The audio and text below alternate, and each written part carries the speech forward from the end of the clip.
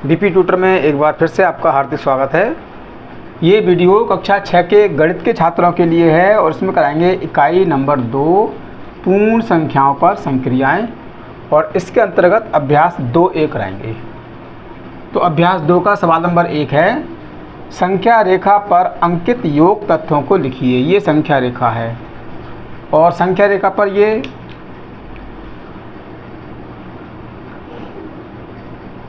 पहला हमारा जो तीर है वो है 1 2 3 4 तक है तो 4 लिखेंगे और उसके बाद दूसरा जो तीर है वो है 1 2 3 4 5 के अंतर पे तो प्लस का चिन्ह आएगा क्योंकि ये तीर आगे को है इसलिए प्लस का चिन्ह आना है। अब इन दोनों को जोड़ लेंगे 4 और 5 9, तो इसका उत्तर आ गया 9। तो ये आ गया इनका योग तथ्य है, यानी जोड़ने पर आ गया 9 और ये हमारा जो अंतिम तीर है वो 9 पर है। अब करते हैं सवाल नंबर 2।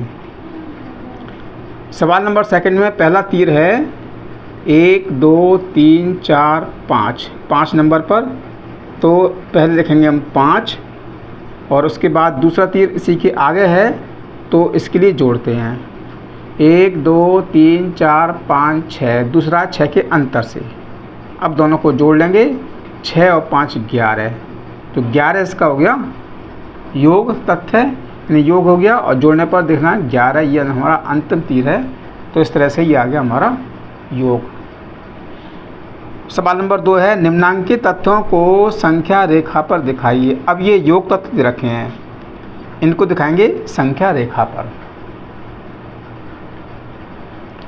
तो संख्या रेखा पर जैसे ये हमने संख्या बनाई है संख्या रेखा, उसी तरह से बनाएंगे। तो सबसे पहले हम बनाएंगे एक रेखा, इस तरह से रेखा बनानी है।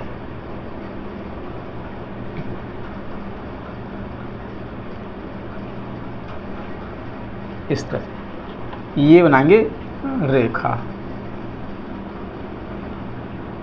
और इसमें खींच देंगे हम बराबर दूरी पर लाइन खींचनी है।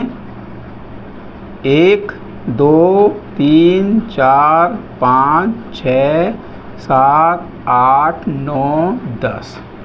अब देखते हैं इसको, ये है योग तथ्य, इसको करेंगे संख्या रेखा पर। तो पहली संख्या हमारी 5 है तो हम लगाएंगे 5 तक, इस तरह से पहला तीर, ये हो गया हमारा 5। दूसरा है 4, अब 5 के बाद गिनेंगे 4, 1 2 3 4, तो 4 हमारा यहाँ आएगा 9 पर, ये इस तरह से। अब इसको पहले वाले संख्या को और जो अंतिम तीर है उसको मिलाना है, तो हम देखेंगे कि ये आगा योग तथ्य हमारा 9, इसमें 9 है और ये हमारा योग तथ्य 9 आ गया। इस प्रकार से ये संख्या रेखा पर प्रदर्शित किया गया है। अब है नंबर 2, 0 + 5 = 5, ये रखा योग तथ्य है, यानी 0 और 5 को जोड़ा गया है तो ये 5 आया। तो सबसे पहले क्या करना है, एक रेखा खींचनी है और इसको भागों में बांट देंगे, बराबर भागों में, 1 2 3 4 5 6 7। अब ये हमारा पहला 0 है तो 0 के लिए कोई एरो नहीं बनेगा, फिर है 5 1 2 3 4 5 तक निशान लगा देंगे, तो ये बन गया इसका योग तथ्य। अगर हम 0 और 5 को जोड़ेंगे तो इसका उत्तर 5 आ गया, तो ये हमारा जो है आखिरी तीर 5 पर है। इस प्रकार से ये संख्या रेखा पर हो गया। अब करते हैं सवाल नंबर 3। तो 3 के लिए क्या करेंगे, पहले हम संख्या रेखा खींचेंगे और फिर इसको बराबर भागों में बांटना है, 1 2 3 4 5 6 7 8 9 10 11। पहली संख्या है 2, तो हमारा जो एरो बनेगा, तीर बनेगा, वो बनेगा 2 पर, 1 2, इस पर बनेगा इस तरह से, ये हो गया 2। फिर है 3, अब बनेंगे इसके बाद 3 1 2 3, ये आएगा 5 नंबर पर, तो इस तरह से बन जाएगा दूसरा एरो। और फिर है 4, 1 2 3 4 इसमें आएगा। और उसके बाद पहले संख्या के तीर से और जो अंतिम संख्या है उसको मिला देंगे, तो ये संख्या रेखा पर प्रदर्शित हो गया। 2 + 3 + 4 हो गया 9, और जो हमारा अंतिम तीर है ये वाला, ये 9 पर आ रहा है। इस प्रकार से ये संख्या रेखा पर प्रदर्शित कर दिया गया है। सवाल नंबर 3, निम्नांकित कथनों में रिक्त स्थान की पूर्ति कीजिए। अब भरने इसमें रिक्त स्थान, खाली स्थान। हमारा फर्स्ट नंबर है 345 + 789, फिर उसके बाद है खाली स्थान + 345। तो इसको करेंगे हम क्रम विनिमय संक्रिया के द्वारा। तो जोड़ने पर क्या होता है, क्रम विनिमय करते हैं, यानी इसका क्रम बदलेंगे तो उत्तर में कोई प्रभाव नहीं पड़ेगा, दोनों के उत्तर समान आएंगे। तो इसमें लिखा है 345 + 789। अब इसका क्रम बदल देंगे, तो इसके लिए हम 789 को पहले लिखेंगे और प्लस 345 को बाद में लिखेंगे। तो ये हो गया आपका क्रम विनिमय संक्रिया। क्रम विनिमय में जोड़ने पर उत्तर समान आते हैं। अब है नंबर 2, 2889 में 0 जोड़ना, यानी 0 यानी 0 जोड़ना है। तो किसी भी संख्या में 0 जोड़ेंगे तो इसका उत्तर हमें वही संख्या प्राप्त होगी। तो 2889 में 0 जोड़ेंगे तो इसका उत्तर आएगा 2889। अब है नंबर 3। नंबर 3 में 3 संख्याएं हैं। पहली है 234 + 456 + 789, इनको जोड़ना है। और फिर इसके बाद है इनका क्रम बदल दिया है, तो ये हो गया क्रम विनिमय संक्रिया। तो जैसा भी हमने बताया था, क्रम विनिमय संक्रिया में योगफल में कोई प्रभाव नहीं पड़ता है, दोनों के योगफल बराबर आएंगे। तो इन संख्याओं का क्रम बदल दिया है।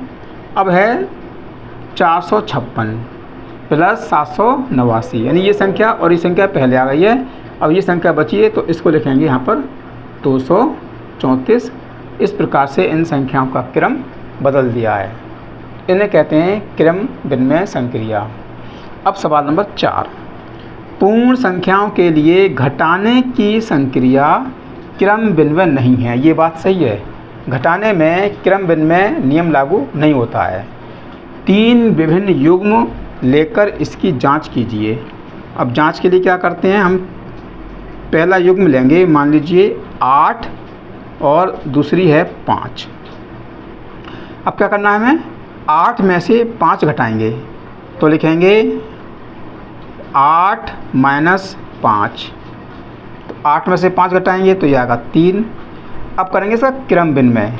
क्रम विनिमय का मतलब इन संख्याओं के क्रम को बदल देंगे, 5 - 8। अब क्या करते हैं, 5 में से 8 नहीं घटाएंगे, तो ये पूर्ण संख्या नहीं होगी। इस प्रकार से एक और संख्या लेते हैं। मान लीजिए दूसरी संख्या है 7 - 4। अब 7 में से 4 घटाएंगे तो ये तो घट जाएगा, 3 बचेगा। अब इनका क्रम बदल देंगे, 4 - 7। अब 4 में से 7 नहीं घटाएंगे तो इसका उत्तर अगर घटाएंगे तो माइनस में आएगा। तो ये उत्तर जो है पूर्ण संख्या नहीं है, तो ये क्रम विनिमय नहीं है। एक और लेते हैं। मान लीजिए संख्या हमारी है 10 और दूसरी संख्या है हमारी 7। अब 10 में से 7 घटाएंगे तो बचेगा 3, ये पूर्ण संख्या है। और 7 में से घटाएंगे अगर 10, यानी इनका क्रम बदल देंगे, तो 7 में से 10 नहीं घटेगा, ये माइनस के 3 आएंगे, तो ये पूर्ण संख्या नहीं है। तो इस प्रकार से ये स्पष्ट है कि घटाने की क्रिया में क्रम विनिमय नहीं होता है। तो मुझे आशा है कि ये सवाल आपकी समझ में आ चुके होंगे।